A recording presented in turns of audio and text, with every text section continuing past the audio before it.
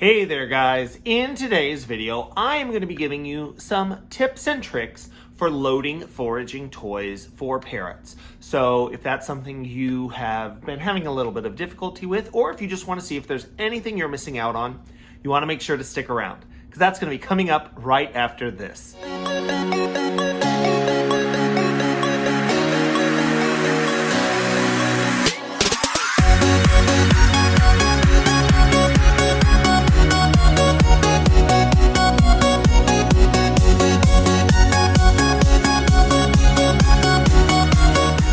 Guys, this is Jack over at Hi Red Bird, where I am tirelessly working to find new ways to make the keeping of exotic animals and pets more exciting, more affordable, and ultimately more enjoyable. And in today's video, I wanted to talk to you guys about how to fill your foraging feeders. A lot of bird toy companies will produce toys made specifically to encourage foraging.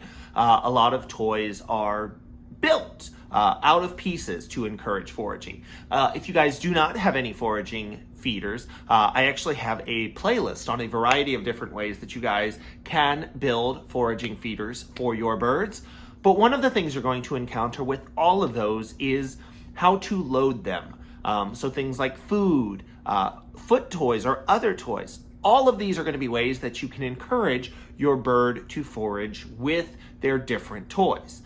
So I actually wanted to show you a couple of toys that I have. So first we're going to be working on this one. This is just a Leather Elves toy. It is a stacked cup foraging toy. You can see it's pretty easy. The lids lift up and they give you spaces to put the food items. Now I will say that my bird has had this toy for, they got it for about a week, and then I pulled the toy to rotate in a new item. So I'm gonna reload this to put it back. One of the things you wanna do with any of your toys that you are planning on using multiple times, every time you pull it in and out of the cage, go ahead, give it a good look over. So you can see on this one, this has been chewed a little bit. It's actually pretty much the same place on all of those cups. So you can see my bird really likes to chew on it right there. Obviously when it was loaded before, everything was pulled out of it. That's going to be one of the best ways to see if your bird is interacting with a foraging toy. If everything gets pulled out of it, it at least interacted. The question is whether or not it liked the items. But go ahead, give your toys a safety check. So I have this one here. I also have a PVC foraging feeder. You can see this lifts up. I have had this toy for about 10 years. It's one of the reasons why I say that PVC is such an incredible toy material, because it's 10 years old. It's holding up just great. So a couple of things to keep in mind when we're filling our feeders. One, usually you're going to use some type of food. So you want to make sure you think about what kind of food is going into that. You want to make sure that it is something that is going to be safe for your parrot, both when it is put in and in the long term.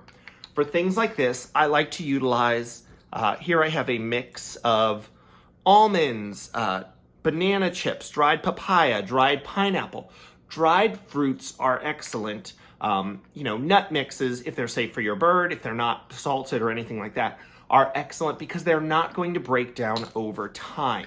You can use fresh fruit and things like that. Just think about how that fruit is going to age inside a feeder, because you don't want to make the feeder unuseful down the road. Obviously, this is going to be my second use for this toy, and I'm fully expecting to get more than a few uses out of it. But if you were to use fruits or vegetables that melt as they age, so I'm talking about things like papaya, bananas, all kinds of melons, that they pretty much just disintegrate and melt into things, it would be a lot harder to get this clean after every single use. Things like apple tends to get a little bit leathery as it ages, but it doesn't melt. Sweet potato gets spongy. Carrots get spongy, but they don't melt. Anytime you are utilizing any kind of food as part of a foraging toy, you do need to check it regularly, but you can also set yourself up for success by making sure you are using an item that is going to give you the best long-term planning for your toy. So I'm going to use some dried food items here. So there's a little banana piece. There's a piece of almond. Another thing that I'll tell you guys, as your bird gets more comfortable with their foraging toys, don't feel the need to fill every single crevice, every single nook, cranny, opening. Go ahead, make your bird work for it. If they are already actively engaged and interacting with their toys, part of foraging is the search for food. Every single search would not be successful. If you do that, that's basically just one step above the food bowl, where the bird knows there will be food every single day. If you fill every single piece of a foraging toy, they know there's going to be food in every single piece of it. So make them work a little bit harder. You can also utilize things like paper shreds. I tend to buy them in bulk, and then I store them in plastic bags, because if you do not store them, you will have the most ungodly mess you have ever seen. You will recognize that it's not just birds that can make a mess with this stuff, but we can too. I'm about to drop this all over the floor.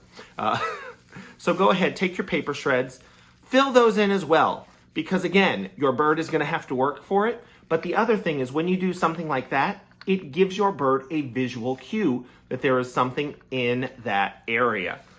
So that is a great thing to do. And you can see I am not using much of this at all, and it is already having a tremendous impact. So use things like that to give your bird a visual cue when your foraging toys have been loaded, when they're ready to go. Another thing you can take into consideration, things like foot toys.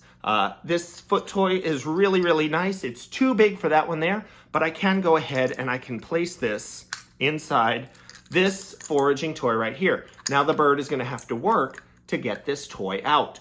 Foraging just means the hunt for something that is desirable. If your bird likes foot toys, you can easily use a foraging feeder to hide different toys in their enclosure as well. So that's just a couple of things for you guys to think about when you are loading your foraging toys for your parrots. You want to make sure, as always, that any of the items that you are adding for your foraging toys are going to be safe for your parrot. I also recommend monitoring their observations whenever you give them something new, and even if it's not new, still monitoring their observations, because every bird is, or monitoring their interactions rather, every bird is different, and their interaction with a particular toy can change on a day-to-day basis.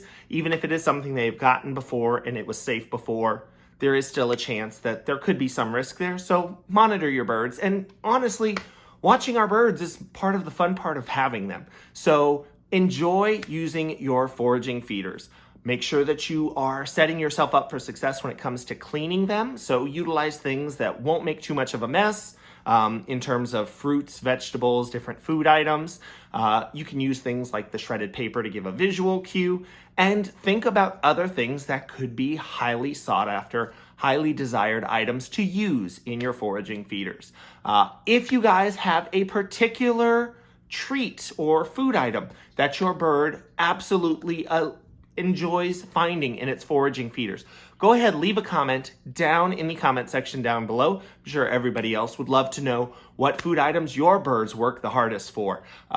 If you guys like this video, go ahead, give it a thumbs up. Subscribe to the channel if you haven't already, and I will see you guys next time. I need to say thank you to my Patreon patrons for helping to make these videos possible.